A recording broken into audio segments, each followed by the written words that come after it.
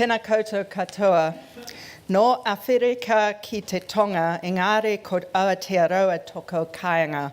He kiwi aho nā te whiriwhiri, ko o huiranga te monga, ko Tāmaki te awa, ko Deborah Hall toko ingoa. Nā mihi kia koutou, tēnā rā tautu katoa.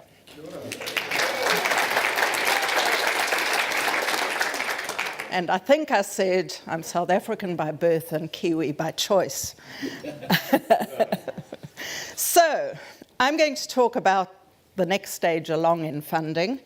I'm hoping everyone will still be speaking to me by the time I get to the end of this. But if not, oh well, I have a reputation for saying what I really think. So, you know, if you're offended, please leave. I won't care. So 2017 was the year where we finally saw more angels. So I've gone back to 2014 here. We had this big leap up in 2017 to 670. And this is reported by the club. So there is some double counting here because increasingly we know a number of you are belonging to more and more groups. But nevertheless, we have 670 memberships. And the clubs are projecting on their current data that there'll be about 750 in 2018 because we're already up to 738. And the clubs report an amount that those members put in of $40 million into deals in 2017 as part of the 86 million that was raised for early stage. And here again, I've put in the 4 years up to 2017, and I know we're talking about hitting over the 100 million in early stage finance in this year. So that's kind of the picture. We've got more angels, more dollars, not more deals. And that reflects the fact that this year, more than ever, just by my observation, we've seen a lot of companies that are not necessarily all that early stage and that are being more de-risked and don't really look like what some of us think of as angel deals. But nevertheless, the money's there and the good companies are getting it and they're getting follow-on, and that is fantastic. So when we then look at what the angels and the early stage investors are telling us, most of what I'm going to show you today is based on a survey about 6 weeks ago of about 150 early stage investors. About 110-ish of those are angel club members, and the rest are what I've called private investors, but they might be running a fund, they might be doing something else. But they're also investing in early stage companies. The portfolios are getting bigger, and our investors are putting more of their overall investment pool into the early stage space, possibly as a consequence of some of these very de-risked deals that we're starting to see come to the angel space. Historically, that 16% average percent of portfolio in early stage has been around the 10% in previous years when I've looked. The average portfolio size is now 12 companies. Again, thanks to the changes we've seen structurally in the sector, more people coming into funds, the funds providing diversity from day one, so to speak. 45% of our investors have more than 10 companies in their portfolios. 3 years ago, the average was fewer than 5 companies in the portfolio, so we've grown dramatically. We ask people to say how much time they spend on their investee companies, and what we now have is an average of 18 hours a month. That's an average. There are 5% who spend 20 hours a week or more on their investee companies, and those are not companies that they're the founder of. Just over a third have directorships, just over a third have positions on advisory boards. One of the more interesting questions I asked this year for the first time is I wanted to get a sense of how risky do people really think this is? Because as we pull more people into the sector, there's a danger that we're pulling in people who are going to be a little surprised when 6 or 7 out of their 10 ventures fail. So I kind of wanted to get a sense of that, and I asked people to put on a scale from 0 to 100. where they see the risk in this type of investing. So on the scale on the right here, as risky as betting at a casino is 0, as in you have 0 chance of getting your money back, and as safe as money in the bank, and New Zealand banks generally don't fail. Well, the government has a record of bailing out the BNZ 3 times, for those that are too young to remember. So, you know, and fortunately, we've got kind of definitely in the red zone of risk. Also new this year, I explored the startup domain experience of our investors. So the first thing we see is that about 85% of all the investors who did the survey told me they have corporate experience. But clearly there are a lot of corporate refugees as well, because 2/3 told me that they had started a business themselves. 38% had taken a business that they started offshore. A quarter had raised capital for their business, and 39% had had a successful exit, but I also asked about failures. 29% had had a failure, which is not a bad thing. So there's certainly a lot of first-hand startup experience in our community. Nevertheless, the odds for founders are still quite challenging. I asked the clubs to tell me how many companies they'd screened, how many founders they'd spoken to, and basically if you meet with someone from an angel club to start with, about 1 in 5 chance of getting to pitch to the members, and then about just fewer than half of those get investment from that group. So that's 9% odds, and when I showed this to a founder the other day, she said, I'm so pleased I didn't know that. So sorry, founders, you now know this. But the reality is that those are actually not bad odds, because when I showed it to an investor, she thought that was incredibly high.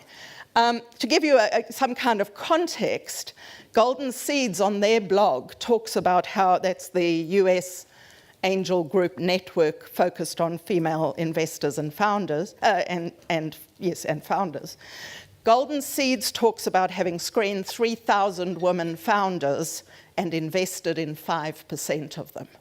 So their 143 investments came from 3,000 screenings. I don't need to show you this next slide because fortunately it was very well canvassed in the previous session, but essentially the evidence internationally says that it's even harder for women to raise.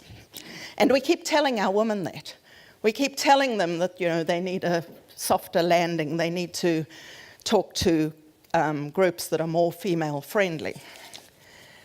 So how about we actually have a fact-filled conversation about what's happening in New Zealand? Because just because the media keeps saying it's true and using US figures to say that it's true, doesn't make it true. Every time they repeat that only 2% of venture funds go to female founders, I just, levitate, because who thinks that's true? Who in New Zealand who invests thinks only 2% of our money goes to female founders? That's rot. So, but let's put some data behind it. So this is the number of angel group members. And to be honest, it hasn't moved a lot in the past few years, although it is true what Cecilia said about the women being few and far between in 2011 when she joined Ice Angels. The one woman in the room, I think, Cecilia, when you joined was me. I was the token girl. I used to call myself that. George Gong was the token Asian person. And the two of us used to gang up together and pledge to change the world. So 15% of our angel members are women.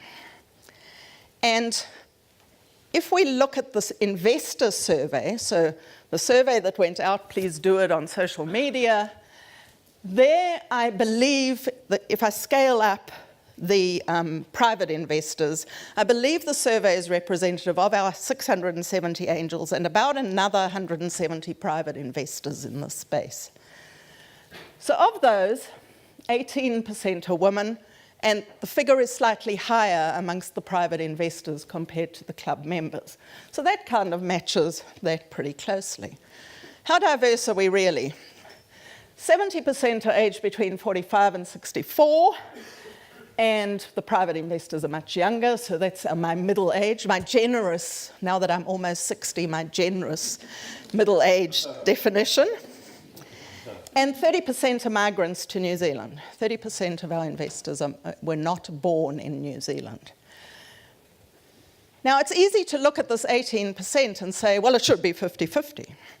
But the reality is, to be an investor, you have to have money.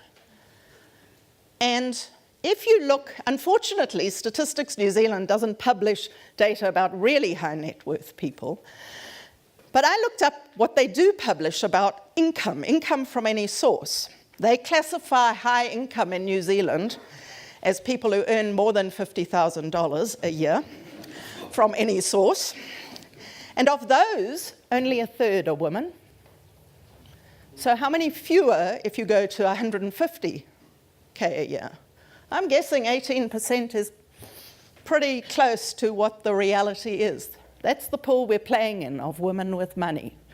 And that is not the problem of the middle-aged, white, pale men in this room. Just saying. Migrants are represented in our base. 25% of the New Zealand population was not born in New Zealand. I then took the data and I said, so are women angel investors, are women early stage investors different from men? Because there's a lot of kind of about, are women invest differently? Well, first of all, the risk number.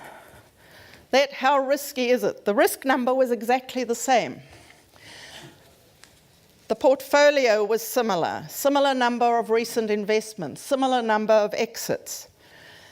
The women who are investing are less likely to have done a startup themselves, and that does make them different.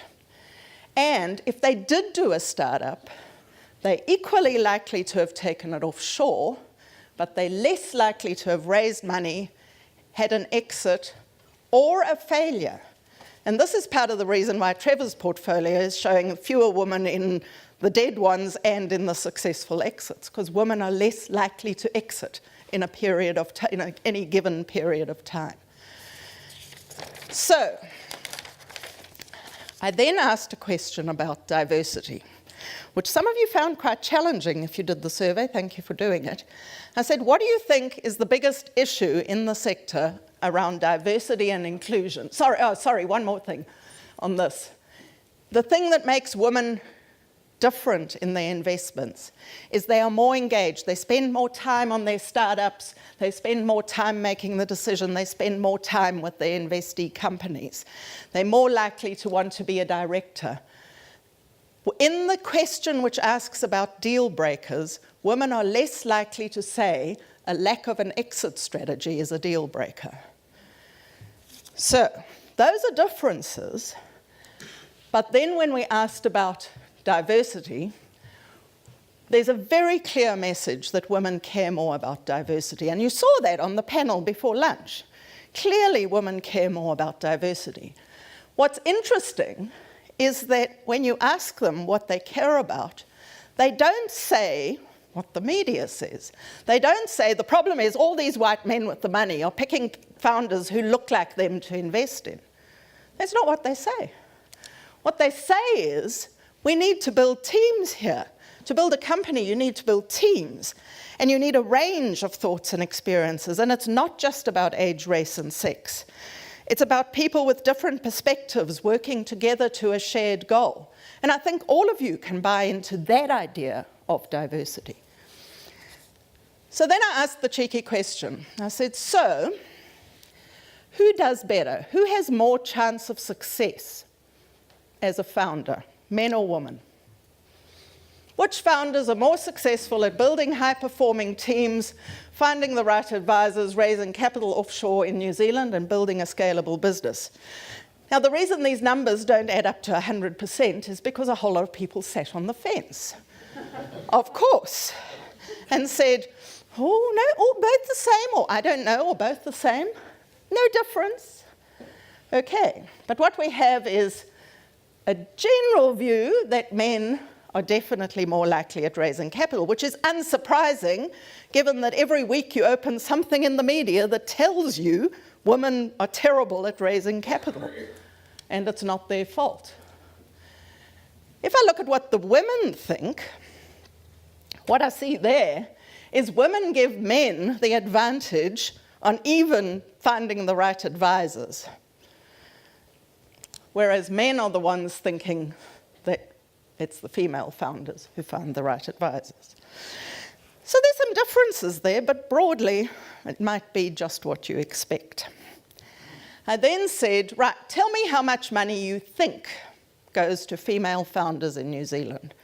Now, I know this is a real company. I spent 30 years of my life in market and consumer research. I know this is a guess. It's called the wisdom of crowds. Some people invest on the wisdom of crowds as well. So I said, what do you guess? How much do you think goes to female founders? Overall, people guessed 17%. But the women investors in this group, even though many of them are members of Archangels, the women's group that invests in women's founders, the women in this group guessed that it's only around 12%. Now, that is not a criticism, it's just about context here. Because when I asked, what percentage of your portfolio is in women founders? I know it's an estimate, I don't expect you to go and sit and do the sums. Then we see the women investors estimating 1/3 of their portfolio. So that's kind of the classic, things are going to get terrible, but I'm okay. In my business, they're going to be fine. So that's your classic business confidence dilemma. If you ask me about overall, I'm more pessimistic. I did have a look at the 2017 activity. These people told me about their 2017 investments. Just over half had at least one female founder amongst their investments, and 22% of all the deals were done with female founders, of all the actual individual investments, not deals. Now, gender is not the only issue around diversity. So I tested it with another question, testing the stamina of my respondents here. And I said, so, same questions, who's more successful at startup? Young founders or old founders? Because some of you have talked a bit about age as a diversity issue. So here we have old founders are better at everything, according to you, other than finding the right advisors, because of course the older you are, the less likely you are to take advice. It's true. It's true. What is fascinating is if you're a young founder, you want to find a woman investor because she thinks you're going to be shit hot at everything. Whereas if you're a mature founder, best you go to the blokes because, yeah. But the most important thing about this data is look how much bigger the buyers are. So people were much more willing to tell me they have an opinion on this because it's apparently okay to discriminate on age. But how does it play out in real life? So here I have to thank firstly Laura from Lightning Lab who gave me some real data. Let's look at some real data. Let's look at a whole portfolio.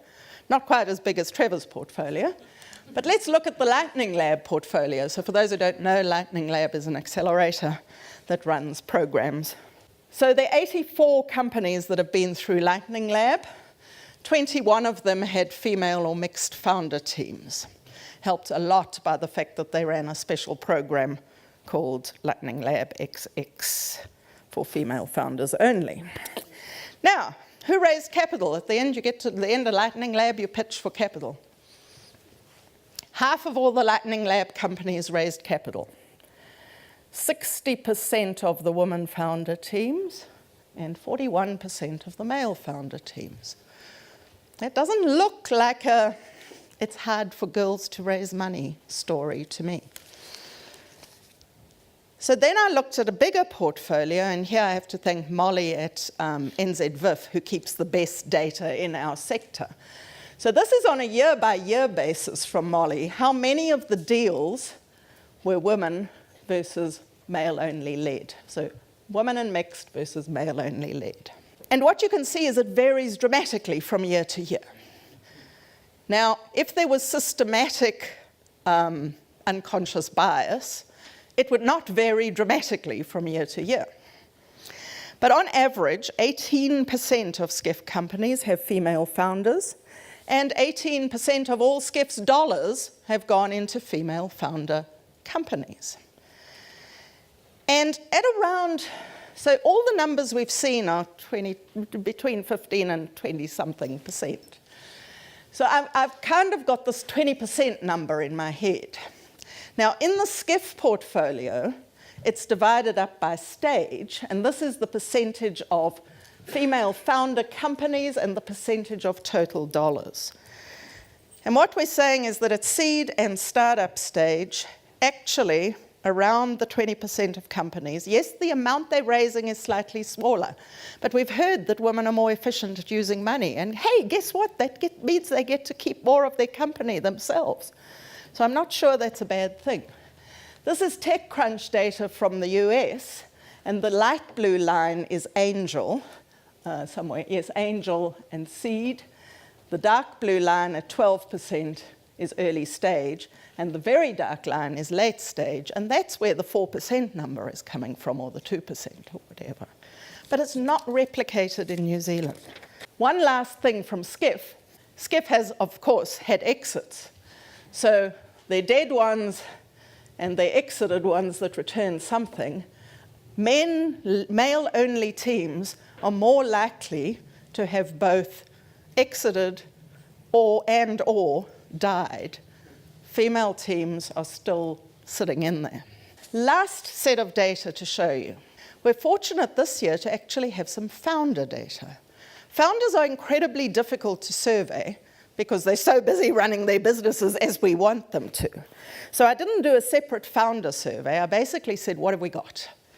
And the Startup Genome Survey earlier in the year, which covers startup ecosystems from all around the world, gave me their data for New Zealand. And in the data for New Zealand, there were 97 people who said they were founders. They weren't all angel funded, they weren't all anything. They just said they were founders. Some of them had taken funding, some had not. And so I looked at them, and obviously I was stuck with what the Startup Genome had asked them to say, so these are not my questions. But there are some useful findings. So one of the questions here on the right is why? Why are you doing this? Why are you a founder? And these answers were preset, so they got to choose one of those answers. There's a vastly dramatic difference. Men are building great product and women are changing the world, but is that a surprise? What we do see, 22% of these founders were women, again, that number around the 20% mark. What we do see is women are much more likely to use accelerators, ask them how many accelerators they'd been in. There's a set of questions which says, in the past 2 weeks, how many other founders have you spoken to? How many investors have you spoken to? How many advisors or experts in your field have you spoken to? Women have almost double the number of connections in the sector than the men do. And they attend more startup events. So there's this picture of women building a community around them, which, of course, for anyone who's researched men and women on anything, is not a surprise. The last set of questions that I looked at in the Startup Genome data is a set that they call founder mindset. And here they said, how much is this like you? And they have 56 statements, and I'm not going to show you them all. But there were only 10 that stood out as being the ones that founders thought were really like them. And those things are all about big picture ideas, deciding for myself, thinking clearly, and I like to initiate stuff. Again, not a surprise. Only 2 of them had any real difference between the men and the women. The women are more likely to want to think things through. Again, this considered approach. The men are more likely to focus on the outcome, the exit approach. And then hidden down the line in things that were not really founder attributes at all, there was a big difference between these 2 statements, which I think is at the source of the truth of the matter. And so the last word is from a study that I found which had drawn on a lot of academic research in this particular sector. It is in the US, so it's not the source of truth for New Zealand, but it talks about behavioral investing, and some of you will remember the book Men Are From Mars and Women Are From Venus. But this is the point. The reason we think women are different is because of the safety first. I thought this was classic. Women have been shown to be 40% less prone than men to run yellow traffic lights. Is it any wonder they're less likely to want to invest in startups? Is it any likely that they're less likely to want to found a business? But that doesn't mean that the women who do are any different from the men in terms of their investment mindset. And it doesn't mean that our founders need to be treated as special and gorgeous and different. Every time we tell a female founder, you're going to have a harder time raising capital because you're a woman, we undermine her confidence and her ability to step up as she obviously can and foot it with all the other founders who are also having a really hard time to raise capital. And so what we have here, we have a vibrant and growing sector. We don't have a 2% problem. We have more angels putting more dollars in, and apparently there's even more to come. And I guess my message is let's accept that there are obvious differences between boys and girls. But, let's celebrate those differences and not presume to overlay our gender stereotypes across a whole sector where clearly the data does not support that.